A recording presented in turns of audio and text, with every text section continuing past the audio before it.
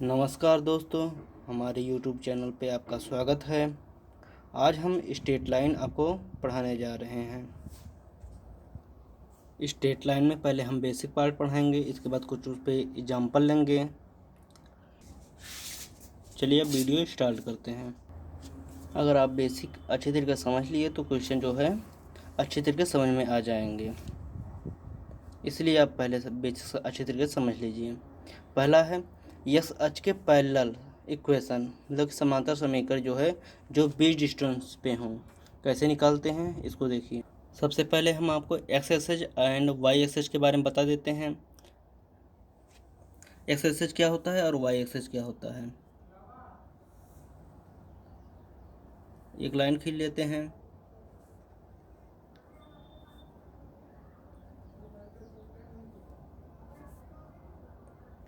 इसे हम x axes बोलते हैं, इसको हम एक्स एक्सेज बोलते हैं, इसको हम वाई एक्सेज बोलते हैं, इसको एक्स अक्ष बोलते हैं, इसको वाई एक्सेज बोलते हैं, और इसको एक्स डैश एक्सेज बोलते हैं, इसको वाई डैश एक्सेज बोलते हैं। अब क्या कह रहा क्वेश्चन में, एक्स अक्ष के पैरेलल लाइन का समीकरण। एक्स अक्ष के पैरेलल लाइन मतलब कि ये एक्स एक्सेस है, इसके पैरेलल लाइन का समीकरण तुमको निकालना है। तो इसके पैरेलल एक लाइन खींच देते हैं। कह रहा है जो उससे बी डिस्टेंस पे है, मतलब इसके और इसके बीच की दूरी क्या है, बी है। इसके और इसके बीच की दूरी क्या है, बी है। एस एच के पैरेलल रेखा समीकरण, ये एस एच के पैरेलल है इसका समीकरण, जो कि कितनी दूरी पर है, जो बी दूरी पर हो, जो बी दूरी पर है। देखो यहाँ से यहाँ की दूरी क्या है, बी है। एक्स एक्सेस और इस पैरेलल लाइन के बीच की दूरी कितने हैं, बी है। यहाँ एक लाइन खींच देते हैं, इसको मान लेते हैं एम मान लेते हैं, इसको मान लेते हैं पी। इसके बीच की डिस्टेंस कितनी है, बी, जो बी दूरी पर हो। देखो बी डिस्टेंस है, पूरा नहीं है, तो ये क्या हो जाएगा, इसकी कोऑर्डिनेट मानते हैं पी एस कामा वाई।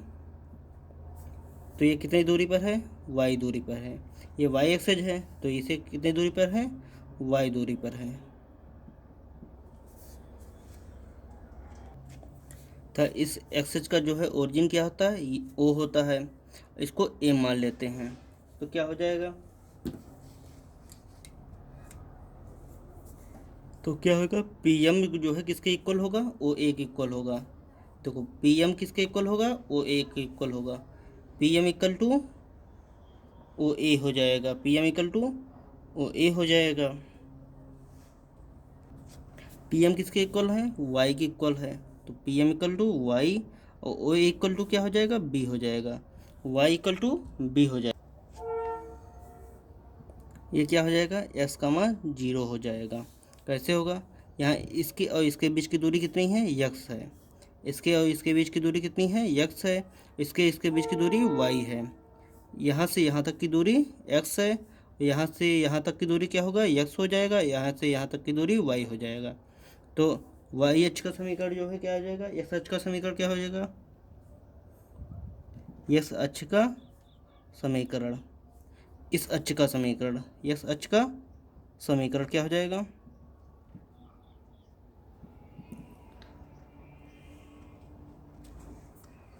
तो यस अक्ष का समीकरण क्या हो जाएगा, y इक्वल टू, यहाँ देखो एक्स वाई है, एक्स वाई, यहाँ y की जगह क्या होगा, जीरो है। यस अक्ष का समीकरण क्या हो जाएगा, y इक्वल टू जीरो। और इस पैरेलल रेखा का समीकरण क्या हो जाएगा, y equal to B. Parallel रेखा मतलब ए बी कोई मतलब कि लाइन है, मान लिया ए बी कोई लाइन है, तो ए बी का समीकरण क्या हो जाएगा, या ए बी रेखा का समीकरण, ए बी रेखा का समीकरण क्या हो जाएगा, का समीकरण y इक्वल टू बी हो जाएगा। या ए बी रेखा का समीकरण y इक्वल टू बी, या एक्स एच का समीकरण क्या हो जाएगा, ये एक्स एच है, इसका समीकरण क्या होगा, y इक्वल टू जीरो। एक बार फिर से समझा देते हैं आपको। ये पूरा क्या है, एक्स एच है, ये वाई एक्स एच है, तो ये एक्स है तो ये एक्स डैट है, ये वाई है तो ये वाई डैश है। इसका ओरिजिन ओ होगा। तो क्या कह रहा है, एक्स एच के पैरेलल पैरेलल समीकरण जो है जो बी डिस्टेंस पे हो, या समांतर रेखा का समीकरण जो बी डिस्टेंस पे हो।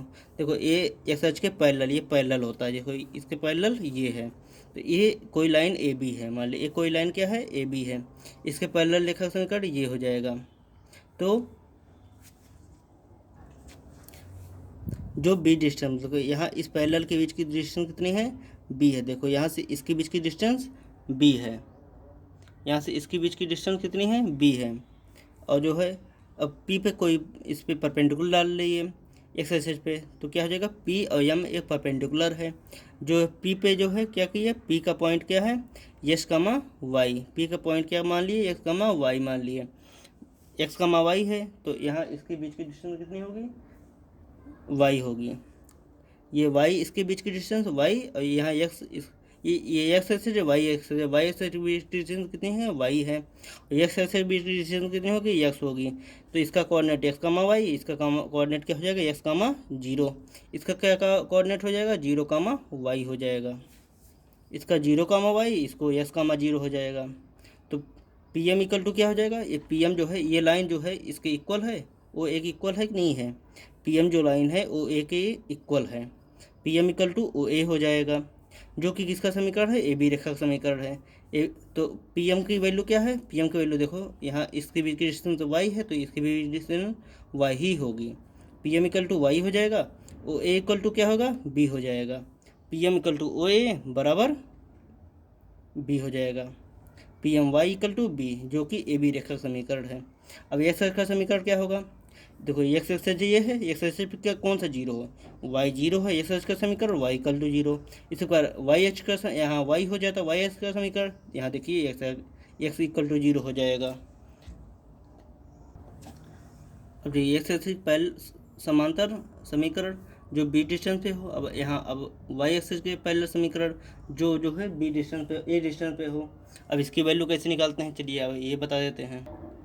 इसमें क्या गया है, वाई एच के समांतर किसी सरल रेखा स्ट्रेट लाइन का इक्वेशन जो है, जो उससे ए दूरी पर हो, कैसे निकालते हैं। सबसे पहले एक्सिस बना लेते हैं,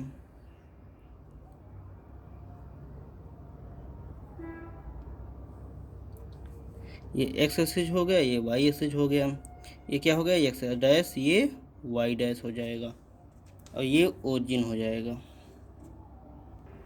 अब क्या आ रहा है, वाई एस एच के समांतर, वाई एच के समांतर, अब ये वाई एच है, इसके समांतर एक लाइन खींच दे रहे हैं, ये वाई एच के समांतर एक लाइन खींच दे रहे हैं। कौन सी लाइन का क्या नाम है, एक और बी। वाई एच के समांतर जो है रेखा का समीकरण, तीसरा रेखा का समीकरण जो उससे ए दूरी पर है, मतलब इसके और इसके बीच की दूरी कितनी है, डिस्टेंस कितनी है, ए है। वाई एच के समांतर तीसरा रेखा स्ट्रेट लाइन का इक्वेशन जो उससे ए दूरी पर है, जो इससे कितनी दूरी पर है, ए दूरी पर है, यहाँ पे ए दूरी पर है, तो इसके बीच की डिस्टेंस क्या होगा, ए हो जाएगा। पी एम को ए जो है परपेंडिकुलर डाल देते हैं वाई एक्सिस पे, पी और एम परपेंडिकुलर, पी का कोऑर्डिनेट क्या है, एक्स कमा वाई मान लेते हैं पिछली, अब इसके बीच की दूरी क्या हो जाएगा, ए हो जाएगा, दे रखा है इसके बीच की दूरी ए है, तो इसके भी बीच की दूरी ए हो जाएगा। ये पी एक्स कमा वाई है, तो ये क्या हो जाएगा, ये पूरा एक्स एक्सिस है, तो यहाँ एक्स हो जाएगा, इसके बीच की दूरी क्या हो जाएगा, एक्स, इसके बीच की दूरी क्या हो जाएगा, वाई हो जाएगा, क्योंकि एक्स कमा वाई दे रखा है, पी एक्स कमा वाई, इसका नाम एल देते हैं। तो किसके, तो पी एम किसके इक्वल हो जाएगा, ओ एल के, एम पी एम किसके इक्वल हो जाएगा, ओ एल के, तो क्या लिख सकते हैं, P M equal to O L, जो कि किसकी रेखा समीकरण है, ए बी रेखा का समीकरण, ए बी रेखा का समीकरण। वाई एच के पैरेलल होना चाहिए, जो ए डिस्टेंस है पी बी, तो पी बी ए बी रेखा का समीकरण क्या हो जाएगा, O M equal to P M equal to क्या है, पी और एम इक्वल टू क्या है, एक्स है, P M equal to X है, ओ एल इक्वल टू क्या हो जाएगा, ए हो जाएगा, तो X equal to A B रेखा का समीकरण क्या हो जाएगा, एक्स इक्वल टू ए। अब एक्स का समीकरण वाई एच के समीकरण क्या हो जाएगा, तो वाई, तो, ए बी रेखा समीकरण क्या, एक्स बराबर ए, देखो ए बी रेखा समीकरण क्या, P M equal to O L हो जाएगा, बी एम जो है ओ एल के इक्वल हो जाएगा। पी एम किसके इक्वल है, पी एम किसके इक्वल है, एक्स के इक्वल है, और ओ एल किसके इक्वल है, ए के इक्वल है, O L equal to A, तो X equal to A B रेखा समीकरण क्या होगा, एक्स इक्वल टू ए। इस प्रकार वाई एक्सेज का समीकरण क्या होगा, वाई एक्सेज का समीकरण क्या होगा, वाई एक्स का समीकरण क्या हो जाएगा, यहाँ वाई एक्स, यहाँ देखिए वाई एक्स का समीकरण ये है, तो वाई क्या है इसमें, एक्स इक्वल टू जीरो हो जाएगा।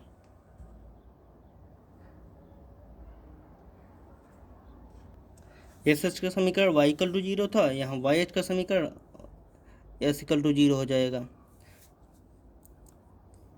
वाई एच का समीकरण क्या होगा, एक्स इक्वल टू जीरो,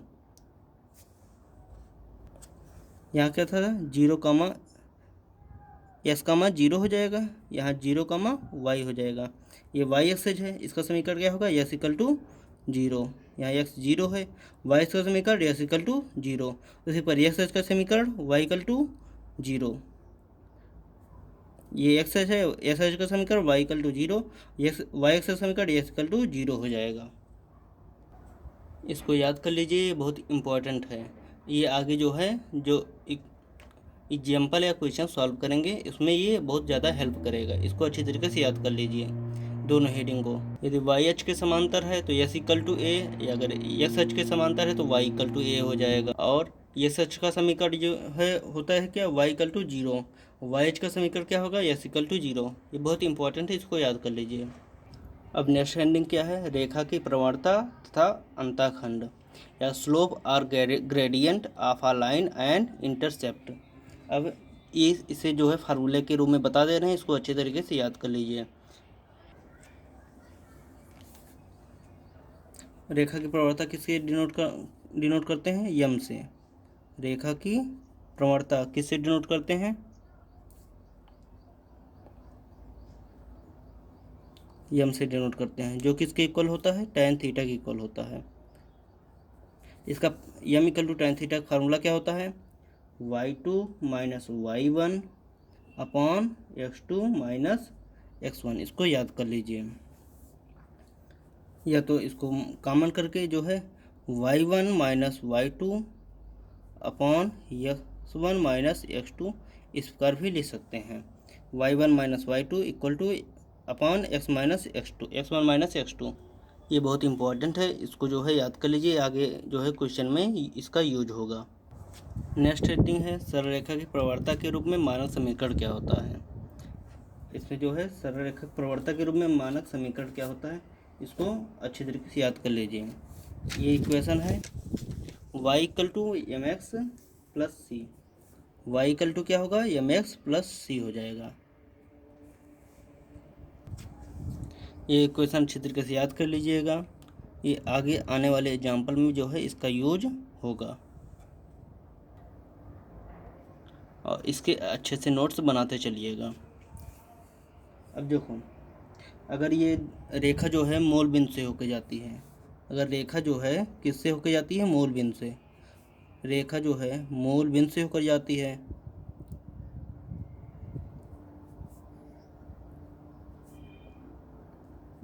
अगर रेखा जो है मूल बिंदु से होकर जाती है तो वाई अक्ष से काटा गया अंतःखंड कितना होगा, शून्य होगा।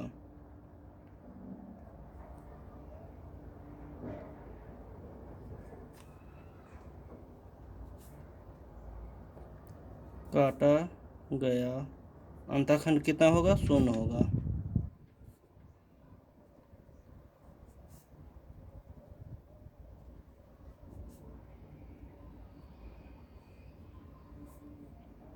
तथा सी इक्वल टू जीरो होगा, तो इक्वेशन क्या आ जाएगा, Y equal to M X आ जाएगा। अगर वाई से काटा गया अंतःखंड जो है शून्य होगा तो जो है Y equal to M X, रेखा का समीकरण क्या होगा, Y equal to M X. इसको ड्रा कैसे करेंगे,